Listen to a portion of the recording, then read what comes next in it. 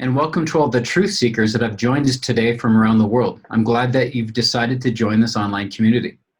For the next hour, GMDC will help you uncover new ideas that will push your thinking inside and outside of your business.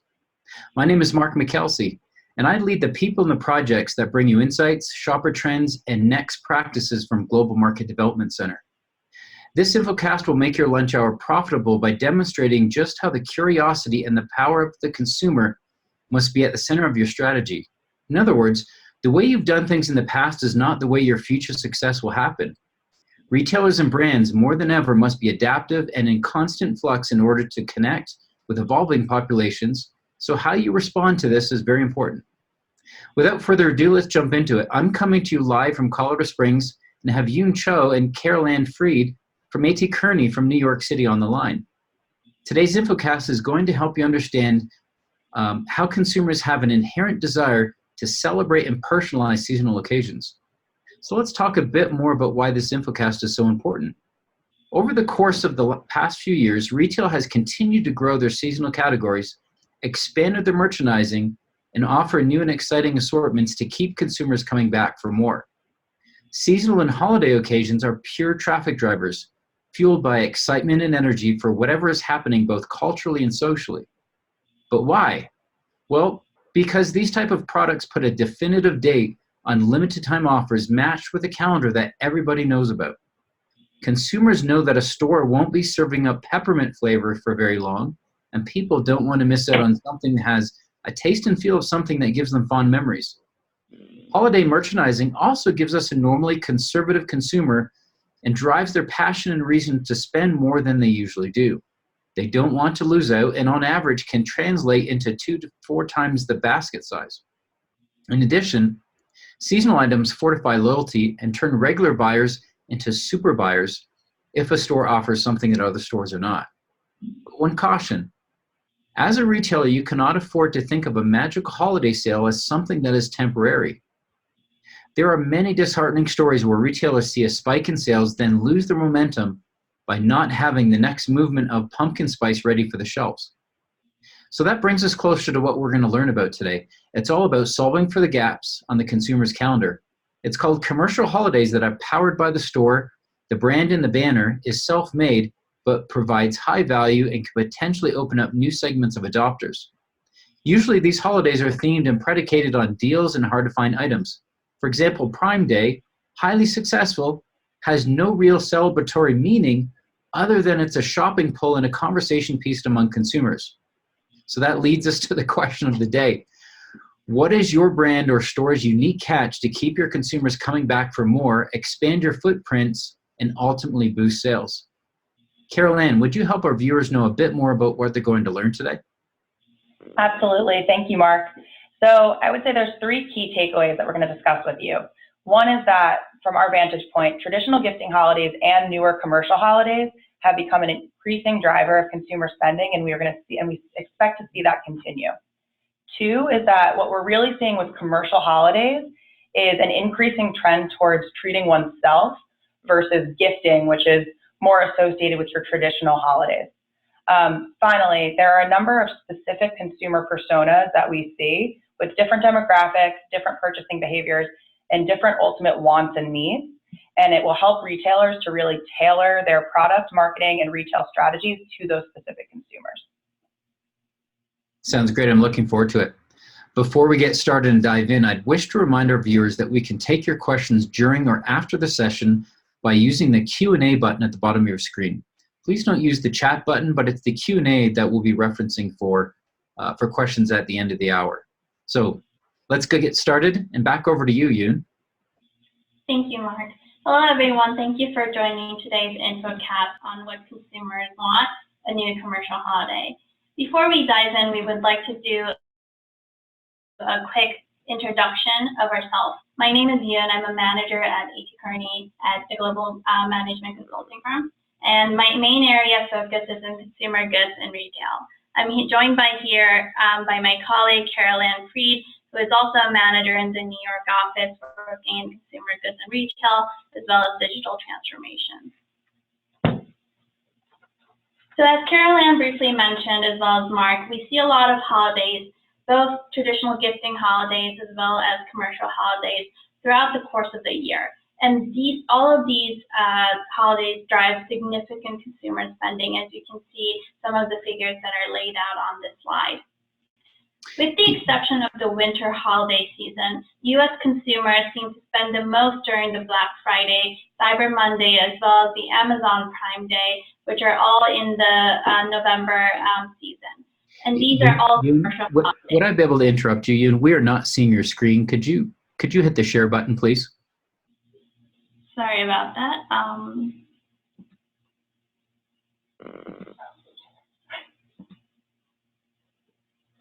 That's great. Perfect. Sorry about that, Mark. Thank you. All good. Does it work now? Yeah, that's great. Thank you. Thank you. So yeah, to go back to where I was, in China, for example, you can also see that this is not just a trend that's hitting the U.S. consumers. In China, for example, Alibaba Tmall platform has also created a commercial holiday on November 11th, which they call Singles Day. And last year, just in the first 24 hours, Alibaba set a new record by selling more than $30 billion worth of goods in that time frame.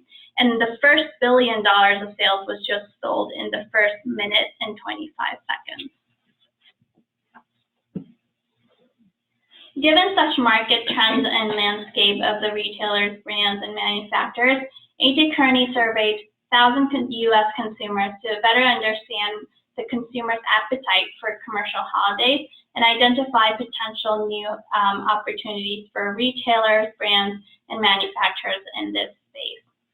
First of all, we confirmed that consumers are willing to continue making purchases in the commercial holidays.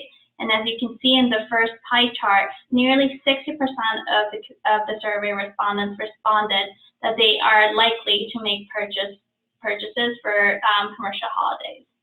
And this is in addition to the traditional gifting holidays. Furthermore, nearly 80% of the survey respondents responded that they plan to spend at least the same amount in these commercial holidays in the coming year, indicating that the large spend trend that we just saw in the previous slide will most likely continue on. It is also worth noting that of the 80%, nearly 30% respondents responded that they are already planning to spend more in these commercial holidays compared to the previous year. Then what time of the year could potentially be a great opportunity for the retailers for a new commercial holiday? With the exception of a select few months where there are already traditional gifting or commercial holidays such as Valentine's Day, Mother's Day, or Black Friday, consumers have indicated that they would like to celebrate new commercial holidays relatively throughout the year. In particular, we saw a spike in January with 21% of the survey respondents choosing that option. And this indicates potentially an opportunity for retailers to celebrate something between New Year's Eve and Valentine's Day.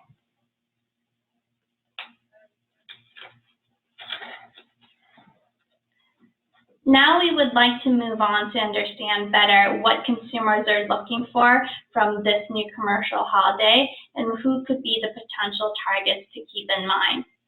From the survey, we've identified 3 main consumer archetypes for the new commercial holiday, and these are based on their motivations behind the purchases. Those who would like to treat themselves, those who would like to treat others, and those who want to make purchases for their hobbies.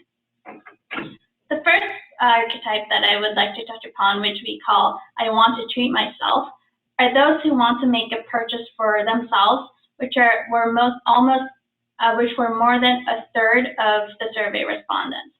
These consumers tend to be younger. They're looking to spend more for themselves, and also specifically in categories in which they would through which they would pamper themselves, such as apparel, jewelry, or cosmetics. On the other hand, the second archetype, I want to treat others, are those who want to make purchases for people around them, which also made up about a third of the survey respondents. Compared to the I want to treat myself archetype, these consumers are typically older in age, but their willingness to spend is a little bit lower. Interestingly, these consumers would like to treat especially their pets through this new holidays, indicating a new opportunity for relevant retailers as well as brands. Given the nature of this purchase, given that this is a purchase for others, not for themselves, diversity of product choices as well as convenient access to the retailers were deemed very important for these consumers. Finally, the third archetype is I want to make purchases for my hobby type of people. This took about 20% of the survey respondents, and they are looking for purchases that would help with their hobbies, such as electronics or sporting goods. Their willingness to spend is high because it's an investment for them, and that it's similar to those who would like to treat themselves. So this was a brief overview of the potential consumers for this new commercial holiday, and we'll do a deep dive into these three archetypes, and Carolanne will guide us through that. Thanks, Yoon. So as Yoon mentioned, there really are different consumers with different preferences as well as demographic profiles within this cohort of consumers who are interested in seeing new commercial holidays. As far as age, we found that the treat myself consumers tend to be significantly younger in sort of the millennial and Gen Z bracket, ages 18 to 24, and then in ages 25 to 44 as well. The I want to treat others consumer profile tended to be significantly older in kind of the 45 plus bracket, whereas those looking to make purchases for their hobbies tended to be really right in the middle, really concentrated on 25 to 64. In terms of willingness to spend, interestingly, we found that the treat myself consumers tended to be willing to spend significantly more, with 30% saying they would want to spend $200+. The I want to treat others were on the lower end, really concentrated in the under 25, 25 to 49, and then like 50 to 100 bracket. And then for the hobby purchasers, they were really kind of right in the middle. So what's interesting here as well is while the treat myself and hobby purchasers tended to be the same median of about $100, what you'll see is the treat myself consumers really skew higher, whereas the hobby purchasers are really concentrated around that median right in the middle.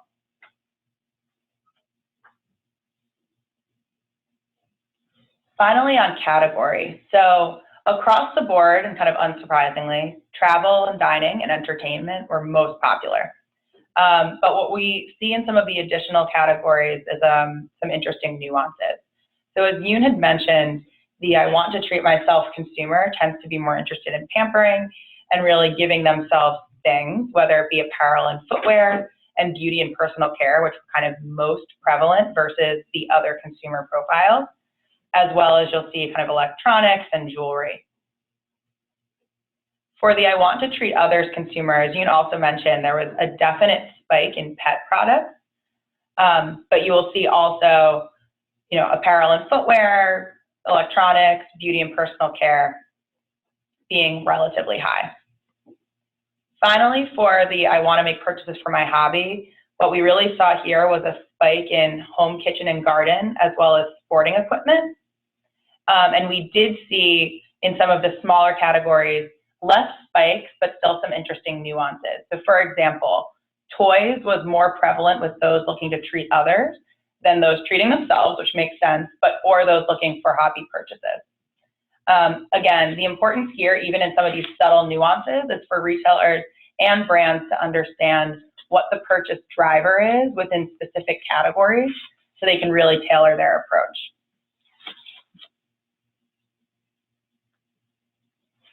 Across the board in terms of purchase drivers by consumer type.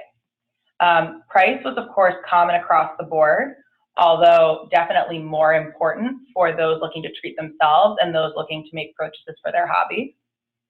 What we found in those looking to treat themselves is that experience and service were really the most important drivers when compared to some of the other consumer types.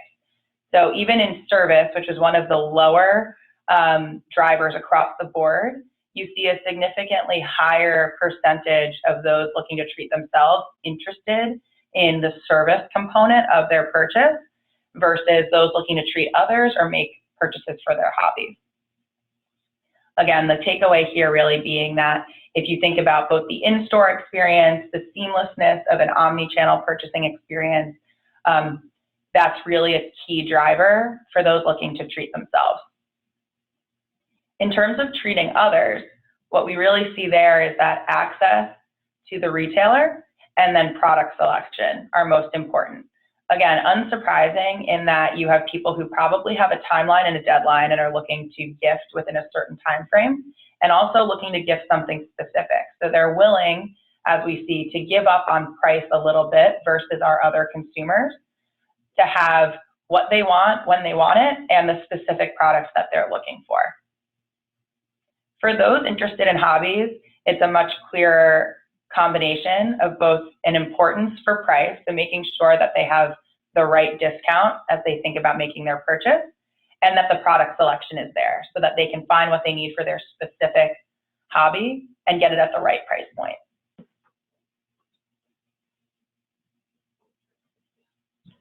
With all of this information, one of the key things that we really want to talk about now is what this means for retailers. One of the key takeaways, and we see this really growing in the US and already quite prevalent in China and the rest of Asia, is that there's a clear need and a clear consumer appetite to go beyond gifting. Consumers are as interested in making purchases for themselves as they are for others, and having new commercial holidays that really amplify this would be key. An example that the US can look to really is Alibaba's Singles Day, which you mentioned earlier. One of the key things here is that Singles Day really amplifies the ability of a new consumer group to kind of shamelessly invest in themselves, treat themselves, and leverage this kind of discount and promotional event to buy for themselves as opposed to buy for others. The second key takeaway here is that discounting is table stakes. That's been across, both our traditional gifting holidays and especially in the case of our new commercial holidays, one of the core component ways to how retailers bring consumers to the table.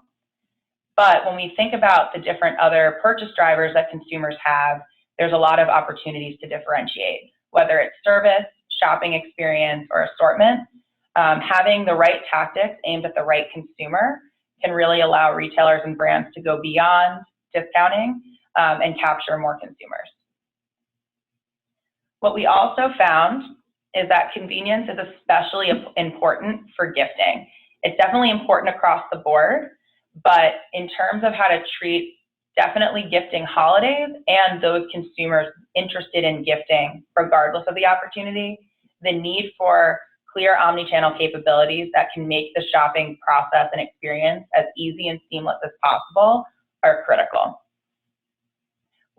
Some examples that we see here too, which I think all brands and retailers can look to, are when we think about some of the investments required to make, same-day shipping and other kind of key seamless omni-channel capabilities possible. It might not necessarily be possible for all brands, all retailers across the board, but making investments in specific events and tailored capabilities specifically around these major gifting holidays and events can be a really critical way for retailers to differentiate and bring more consumers to the table. Finally, across the board, what we find is the tailoring of assortment and price point to specific consumers can help to drive better conversion. What we saw is a clear distinction in terms of lower price being key for gift givers versus those looking to treat themselves being willing to pay more. As retailers and brands think about price point, assortment, and overall discounting strategy, having a really nuanced understanding of these consumers and what's driving them to purchase can lead to better conversion. So that concludes the presentation part of the webinar. Mark, I would turn it over to you for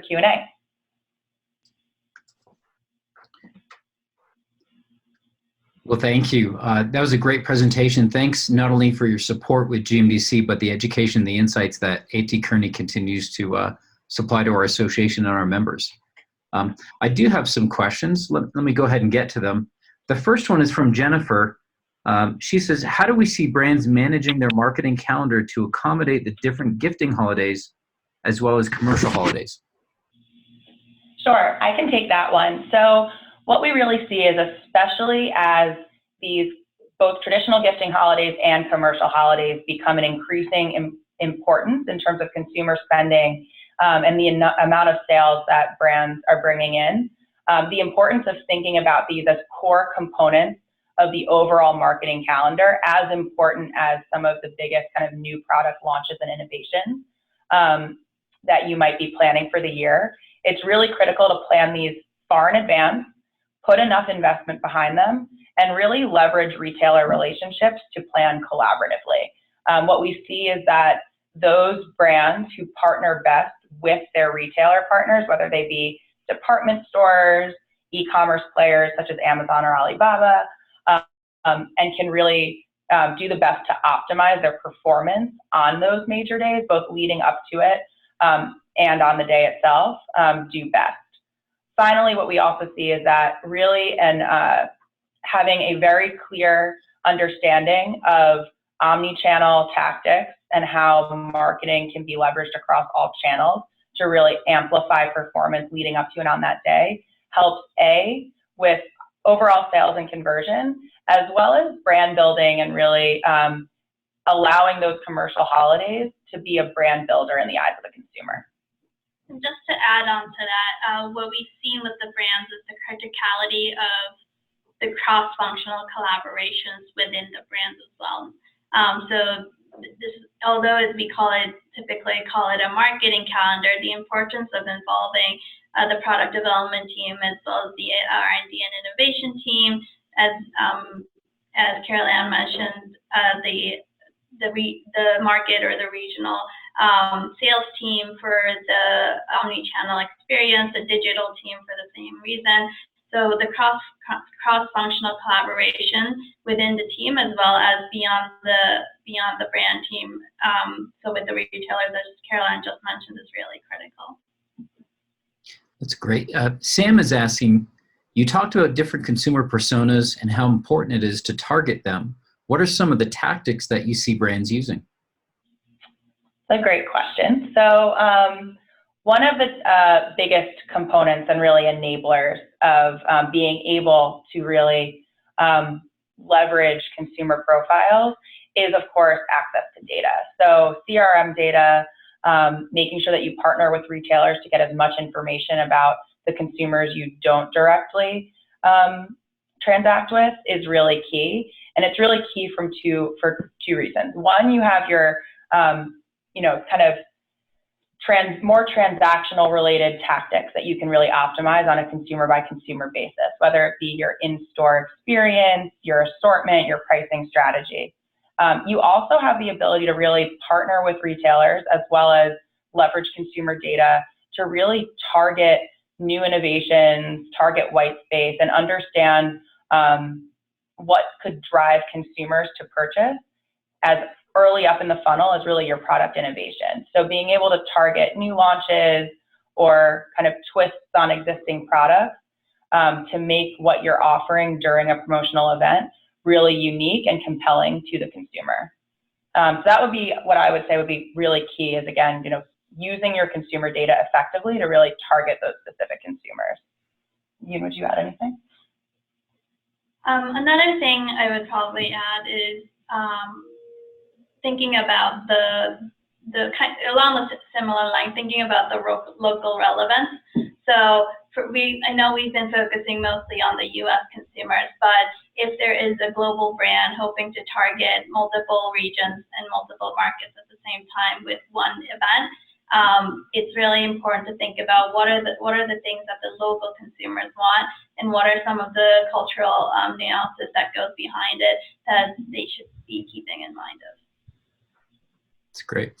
We have time for one more question. It's from Nicole. How big could we see a new commercial holiday potentially becoming? Great question. So that's a tricky question.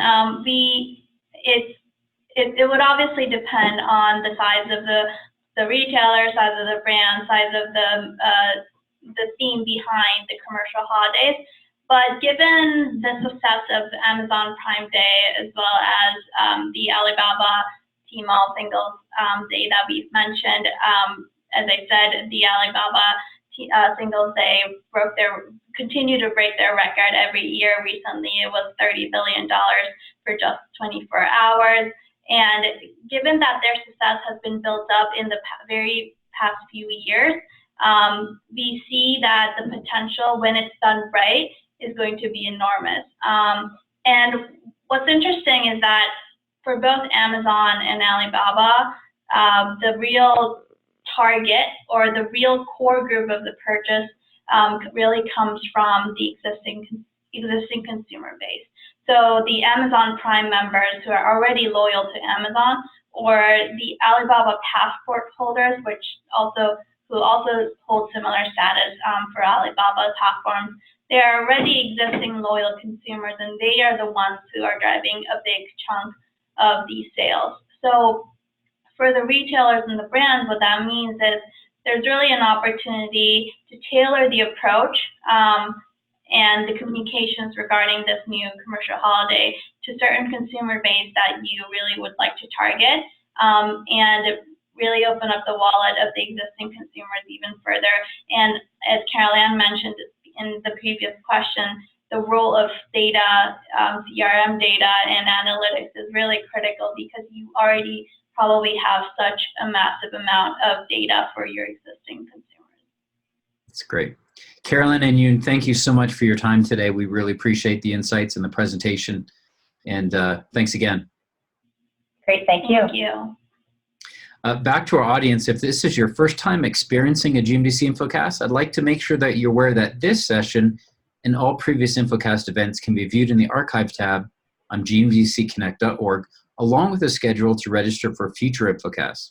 The next one coming up in a couple weeks is purely about self-care, the consumer movement, and we have a great panel of hosts that will be joining me for that conversation. I'd also like to encourage you to get involved with GMDC and become a member. Today's Infocast is just a small sample of what members have access to. GMDC is a business ecosystem that helps you connect and collaborate, and also connect you to growth for opportunities. For more information, please contact me at markm@gmdc.org so I can help you find opportunities and get your company exposed to high-profile executives. Thanks again for joining us today. We hope the rest of your week is as productive as this hour has been. Take care. Thanks.